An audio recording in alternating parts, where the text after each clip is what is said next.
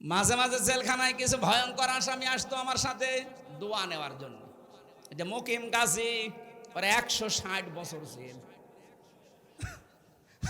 আপনিও বের হবেন? আপনার তো আর একবার জন্ম নেওয়া লাগবে যদি পুরা জেল কেটে বের হওয়া লাগে। যেই লোকটা মারা গেল, এই যে শাহজাহান জল্লাদ, ও একবার এসেছিল এইরকম বড় বড় গোপ দেখে আমার ভয় লেগে গেছে। কে আপনি? বলছে আমি জল্লাদ। বলো জল্লাদ এইরকমই হয়? কয় বছর আছেন? ওই সময় বলছিল যে 27 বছর। কয় বছর আপনার জেল? বলছে 140 বছর।